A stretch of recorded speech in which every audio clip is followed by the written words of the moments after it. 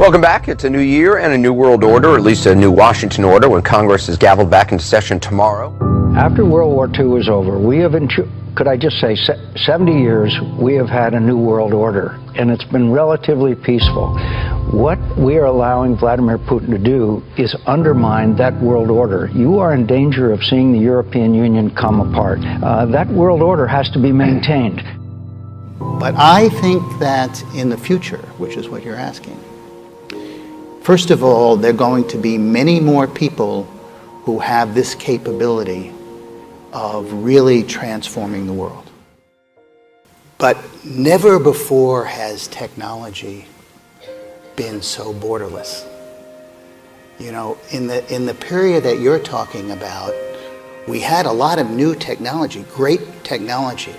I write about the telegraph, but the telephone. But it is nothing like the digital revolution. We have massive flows of information across borders, massive flows of ideas. I don't think we can, as human beings, conceive of where this is actually headed. Or, you know, in August 27, 2015, 1 billion people were on Facebook at the same time. That was, a year and a half ago. But we're going to see 3, 4, 5 billion people on Facebook at one time. This is a kind of globalization that, you know, people in the early 20th century, even in science fiction, they couldn't conceive of. On the other hand, if you think about movement of people, the massive number of refugees that are moving around the world, I mean, this is, of course, one of the greatest tragedies. It's a tragedy, human tragedy, and it's also a tragedy in my view, because I think the entire humanitarian apparatus has broken down. But that's a kind of globalization.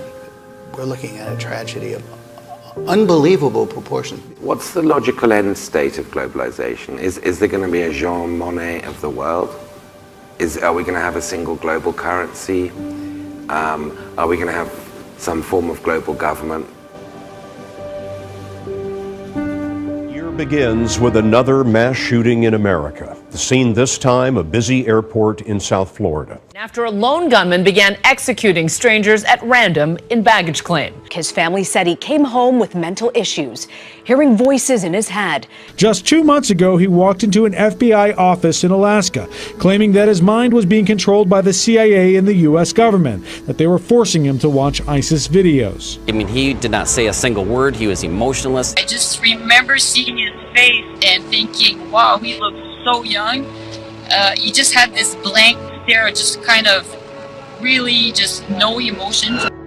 Often in lone wolf situations, the shooters either commit suicide or they commit suicide by cop. This was a somewhat different scenario. This was a strange ending. Normally it ends very violently, like it starts.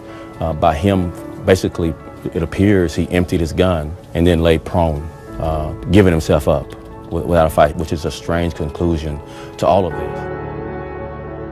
It's destroyed us. It's destroyed everybody. It's destroyed us, and I just don't understand what is going on. My son is not a rapist. Reeves supposedly told investigators he has a problem often hearing voices in his head that force him to make very bad decisions. He says a mental evaluation on Reeves should be performed to see if the voices in his head meets the legal standard of mental insanity. It's so profound that he doesn't understand the wrongfulness of his acts, or the voices are so compelling that he feels powerless to resist them. We're also getting disturbing new details from Fort Worth police about a man who's accused of murdering his wife and their newborn son. In the affidavit, police say Vanderweech told a coworker that he recently started taking medication that makes him hear voices that tell him to kill people. The officer noted in his report Vanderweech was showing no emotion. What kind of a person would kill a baby? You know, babies, especially I don't know, I was completely shocked that this had even happened in the first place. This is the last photo Shanna Vanderwig posted on Facebook, just a few days after Thanksgiving.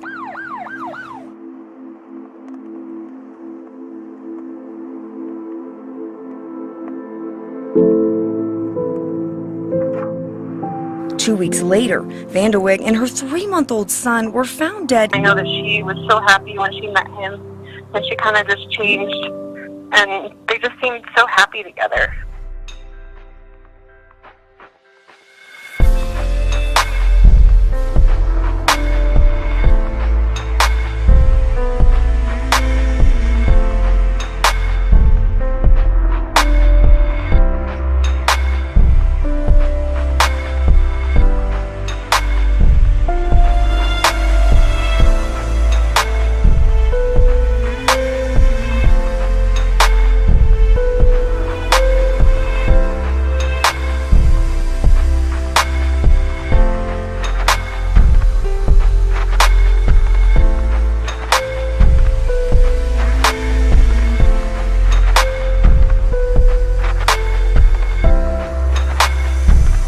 Take down a man wanted in 2 recent attacks near Duke University. Our cameras, the only ones there, as officers took Samuel Hasty into custody last night on Underwood Avenue.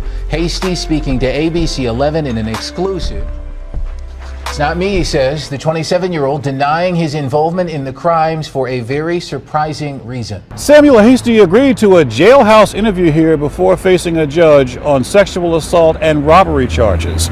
He repeatedly denied involvement in the crime that happened November 30th on Swift Avenue and the one that happened Saturday afternoon at Duke Gardens. He says he is the man in the surveillance photo from a store where a credit card stolen from one victim was used, but when asked if he is not responsible for that or the assault at Duke Gardens, he told me he hears voices in his head. They tell me to do stuff that sometimes I can't control, like they tell me to kill myself. They was telling me to hurt people. They were telling me to just do crazy stuff. In Southington, trying to figure out what caused a loud boom that rocked neighbors earlier today. Folks in surrounding towns heard and even felt that blast as well. At least that's what it sounded like. So far, no one seems to know what it was. It was loud, and I was sitting in the chair, like I said, in the house, and the house shook. It was a quiet holiday morning. Most of the people had the day off. It felt like an explosion to me. When more than a half a dozen neighborhoods around Connecticut heard what many thought could have been a sonic boom. I've never felt the house shake before. From Waterbury to Wolcott to Cheshire to Southington, neighbors heard a thunderous explosion followed by a ground-shaking shockwave. It rattled windows, knocked pictures askew, and then stopped. Their neighborhoods were quiet once again. And all of our neighbors did too, Bob, across the street. They were all out on the sidewalk staring up at the sky, talking about it, trying to figure out exactly where it came from. Matter of fact, they were surprised that they hadn't even heard sirens in the neighborhood. We kept waiting for the sirens, and they didn't come. We kept following the feeds on Facebook, and, it's up to 800-900 comments on it. And the police apparently didn't know what was going on. I mean, really, it's a most unusual thing because there's no building missing a roof. There was no seismic activity that we know of, or earthquake, anything like that. They're just a loud boom, shook and rattled just for miles around. Thanks so much, Bob. What could that have been? We'll find out at some point.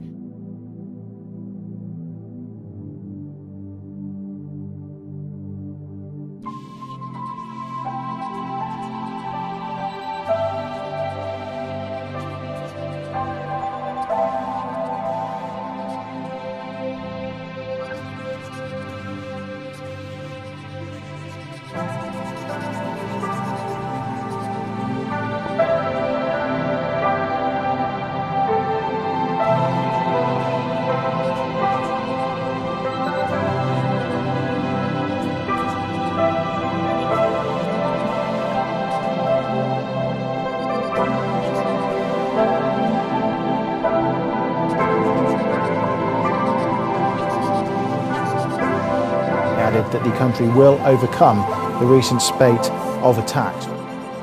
Witnesses say it looked like a war zone.